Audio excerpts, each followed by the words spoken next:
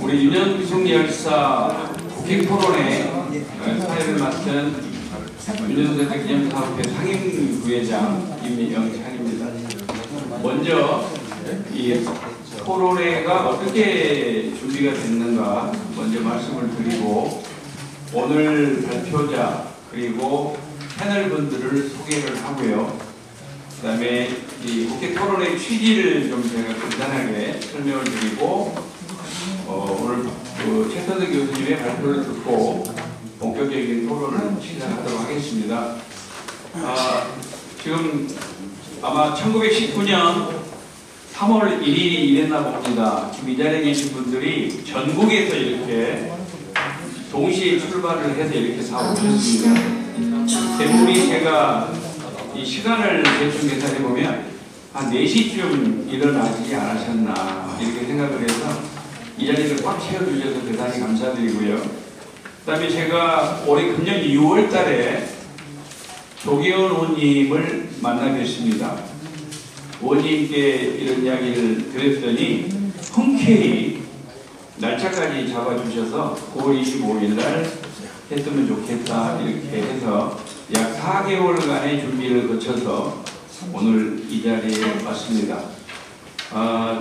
조금 전에 우리 조철원 의원님께서도 말씀을 하셨지만 민선 6기 때부터 윤영숙 열사 많은 관심을 가졌고, 오늘 그 세 분의 국회의원님들이 공동으로 이렇게 참여해 주셨고, 오늘 또 바쁜 일정으로 우리 이해식 국회의원님이 참석을 못했는데 5월 24일 날 우리 그 서울에서 서울사무소 개소식과 함께 전국의 그 회장님들 임명장을 주는 자리에 우리 이해식 국회의원님이 오셔서 우리가 사무실이 서울 사무실이 강동구에가 있기 때문에 그 지역의 강동구 을지역의 의원님이 오셔가지고 또 시의원님하고 또 같이 이렇게 오셨습니다.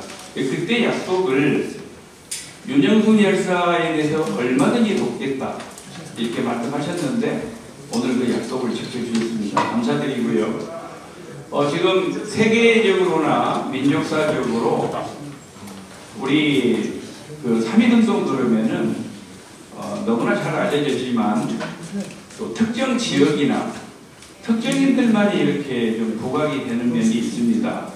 그런데 우리가 오늘 이 자리를 마련한 것은 우리 윤영숙 열사의 삶을 우리가 한 번 더 들춰보고 그분의 그 인생과 목숨을 나라를 위해서 바치신 분입니다.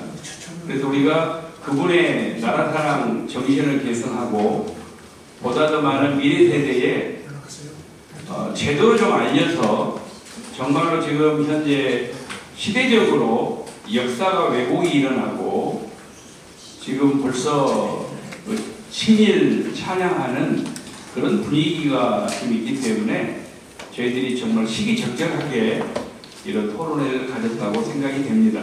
너무나 감사드리고요. 제가 한 분 한 분 소개할 때마다 뜨거운 박수로 환영해 주시면 감사하겠습니다. 우리 오늘 주제 발표를 하실 최태현 교수님께서는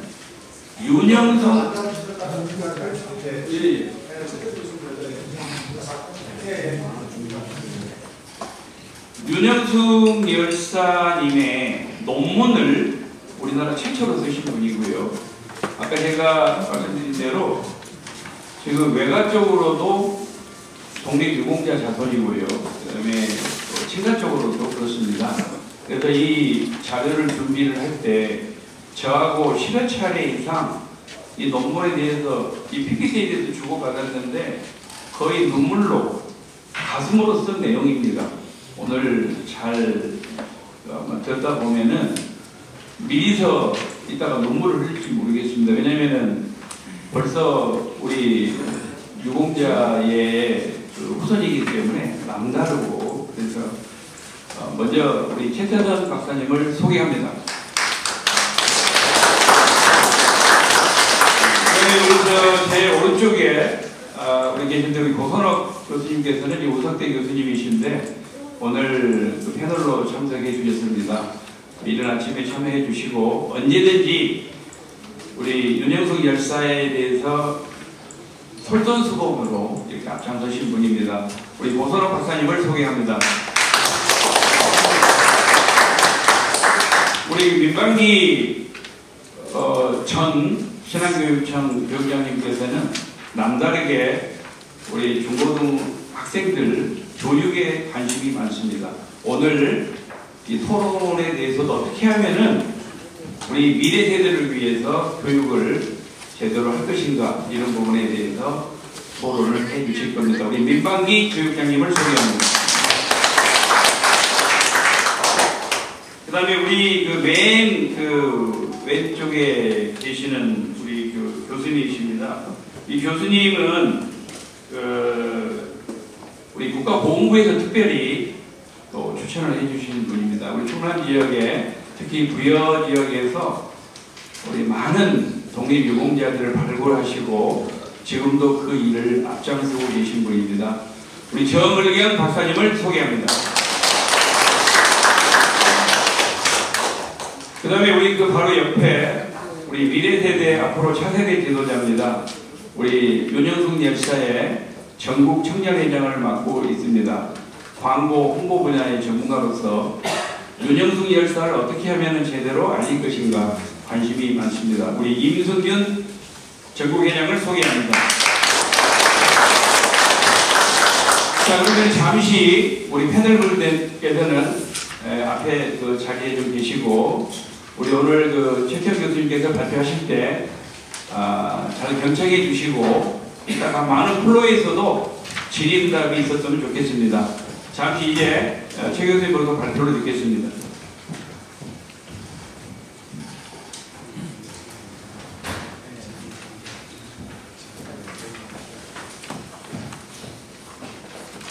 어두운 시대 조국의 빛을 들어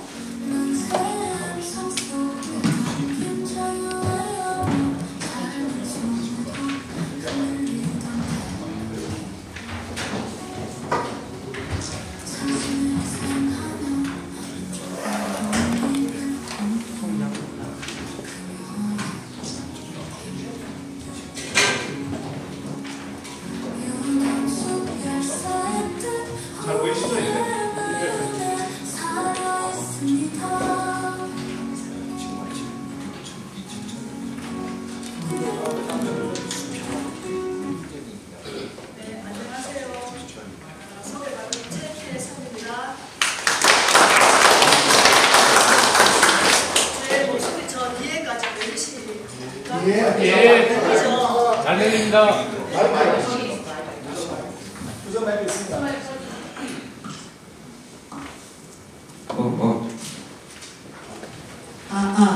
네. 여러분, 윤형숙 열사님에 대해서 얼마만큼 알고 계십니까? 네. 1919년 3월 10일 광주 만세운동에 참여하신 분이십니다. 이분의 혹시 정신을 좀 알고 싶지 않으신가요? 네. 같이 한번 우리가 해야 할 일이 있을 것 같은데요. 한번 살펴보실까요? 네. 제가 여수에 3월 1일 행사에 여러 번 다녀왔습니다. 그리고 논문을 몇 달 동안 쓰면서 여수에 이런 분이 계셨구나 깜짝 놀랐습니다. 그래서 논문을 하려면서 논문을 쓰다가 우리가 해야 할 일, 이끌 일이 있다는 것을 혼자 생각을 하게 됐습니다. 네. 이끌 일이 뭘까요? 우리가 이끌 일이.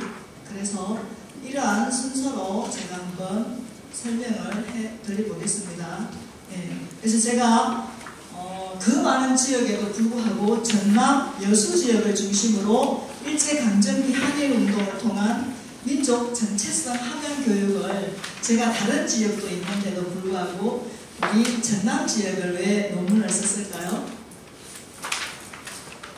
전남 지역이 독립운동가 인원수가 전국에서 가장 많기 때문에 제가 더 애정을 가지고 애착을 가지고 제가 준비를 했습니다. 그래서 결론부터 말씀을 드리면 이 논문의 요약은 전국적인 독립운동가에 대한 지속적으로 업적을 발굴하고 노력을 기울여야겠다는 것하고, 두 번째, 지역의 독립운동가들에 대한 발굴과 기념사업을 지자체 차원에서 강화를 해야 될 것이며, 또 독립운동 역사를 우리 미래 세대에게 효과적으로 잘 전달하는 방법이 뭐가 있을까를 모색을 해야 된다고 보고 있습니다. 그리고 교육 방식에 있어서도 현재 어떤 주입식 방법에서 벗어나서 체험과 참여 중심의 교육 방식으로 전환이 필요하다고 보고 있습니다.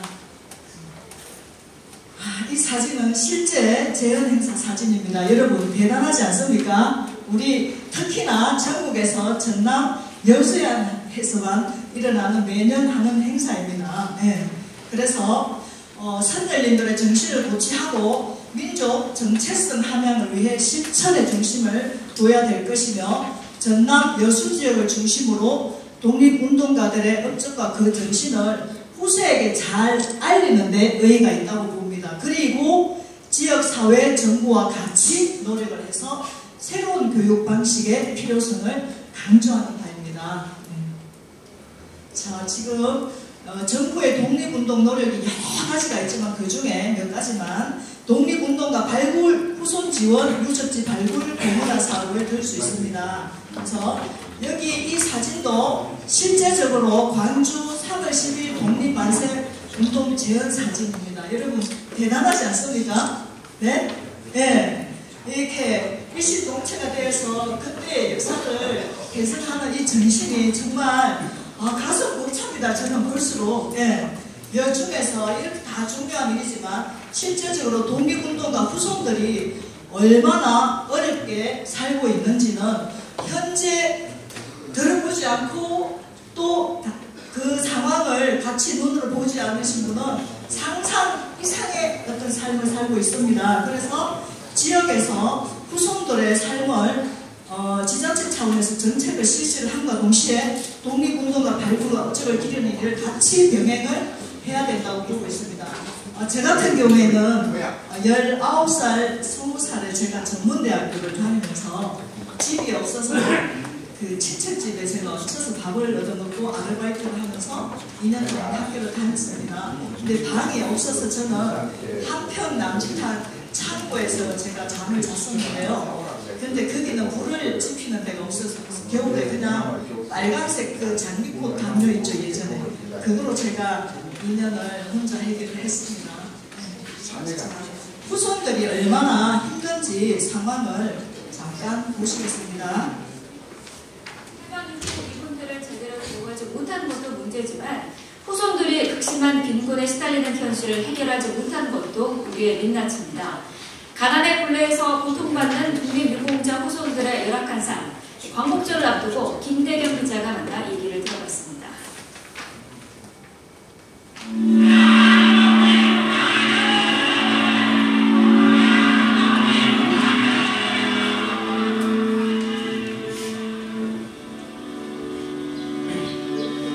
한적한 시골 마을의 허름한 주택, 독립유공자와 참전유공자 명패가 대문 옆에 나란히 걸려 있습니다.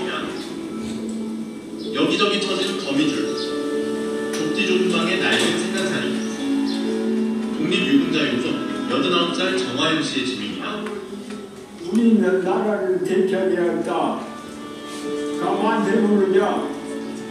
이렇게 이런 마음으로 나가는 애들 개인별 의사에 따라서 갔지. 할아버지인 정성무 애국지사는 1919년 만세운동에 나섰다 일제후 폭탄 고초를 겪었습니다. 이후 가정 형편은 급격히 어려워졌고 가난은 3대에 걸쳐 되물림됐습니다. 방법도 모르고 찾아온 공무원도 없어 지난 2005년에서야 유공자 가족으로 인정받았습니다.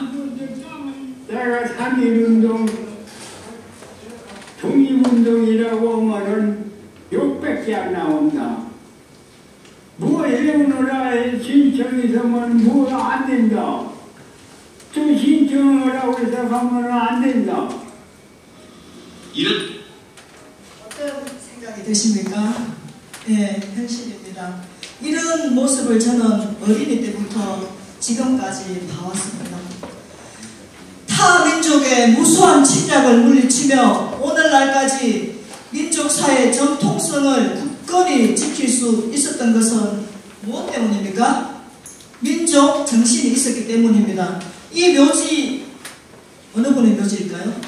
가보신 분? 네, 예, 윤형수 열사님의 묘지입니다. 전남 여수시 화양면 창문이 80번째 안장이 되어 있습니다. 여러분 마음이 어떠십니까? 결의의 자존과 나라의 번영을 위해 우리가 해야 할 일은 무엇입니까? 여수는 남해안에 위치한 항구도시로 해상을 통한 독립운동이 제일 활발히 진행이 된 지역이고요.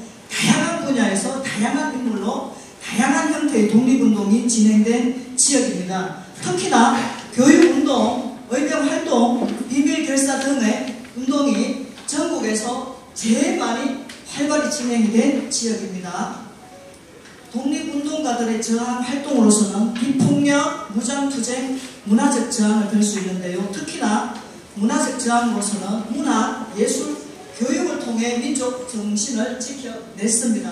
우리 윤 열사님 사진이 별로 없습니다. 전명사진 한두 장 제가 이렇게 AI로 만들어 봤습니다. 열사님의 굳건한 마음 느껴지시는가요? 네, 이렇게 나라를 구해야 되겠다. 네. 제가 이거 연구하면서 잠깐 들여다보니까요, 네, 강조하는 건 아니지만 앞으로 우리가 해야 할 일 여기 좀 있는 것 같습니다. 건국, 훈장, 훈포장, 대통령 표창, 국가유공자 정서 여러 종류의 포상 종류가 있습니다. 그 중에서 가장 높은 최고의 영예 중 하나가 국민장, 독립장, 애국장 등등 여러 가지가 있습니다. 그리고 훈포장이라고 하면은 개인의 헌신적인 노력과 희생을 인정받아서 국가로부터 존경과 감사의 표시 정도입니다. 근데 이 훈포장이 6등급으로 나눠져 있습니다. 현재 윤형석 열사님은 몇 등급일까요? 6등급입니다. 참고하시면 좋겠습니다. 전국에서 독립운동가 인원수가 가장 많은 데가 어디일까요? 네, 전남 여수입니다. 전남입니다. 그래서 우리 독립운동가 다양한 형태의 독립운동가 분들을 살펴보겠습니다. 자, 여기 보시면 여러 유형의 여러 형태의 독립운동을 하신 분이 이렇게 많습니다. 이분들이 안 계셨더라면 지금 우리 현재 우리 삶이 어떻게 됐을 겁니까? 상상이 안 갑니다. 저는요. 자, 의병활동으로 일제에 항거하시다 붙잡혀 가신 분, 또 만세 시위로 옥고를 치르신 분, 태극기 만들면은 옥고 치릅니다. 태극기, 예, 발각되면은. 또 독립선언서 나눠주다 붙잡혀서 옥고를 치르신 분, 뭐 이것뿐만이 아닙니다. 이 많은 이러한 분들이 얼마나 많이 떨면서 나라를 지켜내려고 그렇게 많은 힘을 쏟았겠습니까? 정말 이거는 제가 준비를 하면서 표현할 길이 없습니다. 이 중에서 만세 시위로 왼팔이 잘리고 오른쪽 눈을 실명당하신 윤형숙 열사님에 대해서 살펴보도록 하겠습니다. 여수 지역의 독립운동의 영웅이십니다. 일제강점기에 전국의 독립운동이 다양한 항구로 일어나고 있을 때 지역의 대표적인 여성 독립운동가이십니다. 열사님은 어릴 때부터 대단히 영특하셨고 직관력이 높으시고 애국관, 국립관, 민족관, 애국심으로 무장한 우리나라 현실을 운명에 대한 깊은 통찰력을 지니신 분이십니다. 열사님을 내용을 다 외울 수는 없지만 간략하게 기억해서 몇 가지 살펴보시면 1900년 9월 13일 태어나셨고 1950년 9월 28일 생을 마감하셨습니다. 주요 활동으로서는 여러분 잘 아시는 1919년 3월 10일 광주 만세운동에 참여를 하셨습니다. 공헌으로서는 평생을 독립운동, 전도, 교육을 통한 문맹캐치운동, 1945년 해방이 되면서 반공활동까지 병행을 하셨습니다. 그리고 2004년 노무현 정부 때 건국포장을 주서받으셨고 지난해 2023년 3월 10일 수피아 여자고등학교에서 명예졸업장을 받았습니다. 감사한 일입니다. 그리고 31년 이상 교육을 통한 국민개몽운동을 하셨습니다. 혹시 묘비에 가보신 분? 네, 묘비에 새겨진 글입니다. 나의 조국 대한민국이여 영원하라. 우리나라를 잘 지켜내셔야 되겠죠. 네. 자, 생애표를 보시겠습니다. 무시무시합니다. 네. 무시무시합니다 지금. 네, 사진으로. 자, 생애표에 간략하게 제가 정리를 해봤습니다. 혹시 윤영수 열사님에 대해서 정확하게 다 모르시는 분 집중을 좀 해주시면 좋겠습니다. 1900년 9월 13일 전남 여수군 화양면 창무리에서 등망이 높으시고 한 학자이신 윤치훈님의 3남 2녀 중 장녀로 태어나셨습니다. 그리고 1907년도에 친척분 되시는 분 윤성만님의 남은 집에서 거주를 하셨고 그 다음에 윤성만님의 추천으로 소개로 변요한 선교사님 자택에서 의탁이 되어서 거주를 하시면서 보통학교를 수학을 하셨습니다. 그 보통학교가 현재 순천 성서학원 보통과정입니다. 지금 현재 매산학교가 그 당시에 보통 성서학원 보통과정이라고 보시면 됩니다. 그리고 변요한 선교사님 추천으로 1918년도에 광주 수피아 여학교 고등학교에 입학을 하셨고 그 다음 해 1919년 광주 수피아 여학교 2학년이 되는 시점에 그 지금으로 보면 어린 애기죠. 3월 10일 날 만세운동에 참여를 하십니다. 그래서 광주 양림동 거리에서 만세운동 중에 일본 헌병의 군도에 왼팔이 잘려서 상박이 절단되어 기체가 되셨습니다. 여러분 이 용기를 어떻게 표현할 겁니까? 네, 제가 할 수가 없습니다. 그 당시에 일본 헌병대 사진이었습니다. 자, 1919년도에 그날 즉시 체포가 되셨고 4월 30일 광주지방법원 보안법 위반으로 징역 4개월 선고를 받고 투옥을 하셨습니다. 그리고 군부대 병원으로 추정되는 장소에서 수년간 유폐 생활을 당하셨습니다. 그리고 거주지 제한으로 북쪽에 있는 원산 소재 마르다 윌슨 신학교에서 수학을 하셨고 1927년에서 38년을 보시게 되면 고창에 계셨다가 전주에 오셨다가 다시 고창으로 오십니다. 그래서 고창에 교회 전도사 또 고창 야학 유치원 교원 강사 또 교육을 통해서 문맹캐치 독립운동을 지속적으로 하셨고 전주에 오셔서 한예정 신학교 기숙사 사감 선생님을 하시면서 교육을 통해서 문맹캐치 운동을 하셨습니다. 그리고 다시 고창으로 오셔서 여러 교회의 전도사 선생님을 하시면서 같은 일을 반복을 하셨습니다. 마지막 1939년 그 다음에 1950년까지 보시게 되면 고향인 여수에 39년도에 오셔가지고 제1교회, 중앙교회 등 동산학원 등등 선생님을 하시면서 문맹캐치운동, 개몽운동 또 45년이 지나서 반공활동을 병행을 하셨습니다. 안타깝게도 1950년 9월 28일 서울이 수복이 되는 날 퇴각하던 인민군한테 붙잡혀서 순국을 하셨습니다. 제가 여기서 뭐 처형이란 단어, 학살 이런 거 저는 감히 제 입으로 쓸 수가 없습니다. 그래서 순국을 당하셨습니다. 네, 당하셨습니다. 자, 광주 만세운동을 다시 한번 세부적으로 보시게 되면 민족의식이 강했던 독립운동가 박예순 선생님의 영향으로 애국심을 고취하게 됩니다. 윤영수 열사님은 그 박예순 선생님한테 조국 독립을 위해서라면 나는 죽어도 좋아요라는 말을 남겼고요. 또 선생님은 때는 이때다 우리 학생들아 맹렬히 일어나 멸망의 길로 자유의 낙원으로 뛰쳐나가라고 했습니다. 네, 그래서 그때 그 당시에 그러한 분위기를 만들어냈고요. 태극기를 만들다가 잡히면 붙잡혀 갑니다. 근데 어떻게 그 많은 태극기를 만들었을까요? 소피아 예학교 지하실에서 12시가 넘어서 3일 동안 숨어서 태극기를 6가마니를 만들었습니다. 그리고 고종 인산일에 입었던 흰 치마를 잘라서 대형 태극기도 만들고 소형 태극기도 만들었습니다. 들키면은 바로 붙잡혀 갑니다. 네. 자, 3월 10일 오후 3시가 됐습니다. 우리 계획했던 이제 만세운동을 불려야 되겠죠. 1000명 이상 군중이 모여서 만세운동에 몰입을 하게 됩니다. 내용을 보시면 학생, 농민, 어민, 시민, 기독교, 전도교 각계각층의 조직 구성 다 모여가지고 부동교 장터를 중심으로 양린리, 북문, 지상면, 세갈리, 하로 태극기를 들고 쌀장수는 쌀대를 가지고 나오고 그릇장수는 그릇을 가지고 나오고 태극기가 없는 사람은 모자를 들고 장갑을 흔들고 합세를 해서 대한독립 만세를 불렀습니다. 예. 그리고 그 분위기가 확산이 되어서 전남 전체로 확산이 되는 계기가 되었습니다. 나라를 구하셨지 않습니까? 열사님이 나라를 구했죠. 맞잖아요. 확산이 되고 전국으로 발발하게 만들었으니까요. 대단한 겁니다. 누군가는 앞에서 앞장서셔야 됩니다. 네, 그 일을 하셨습니다.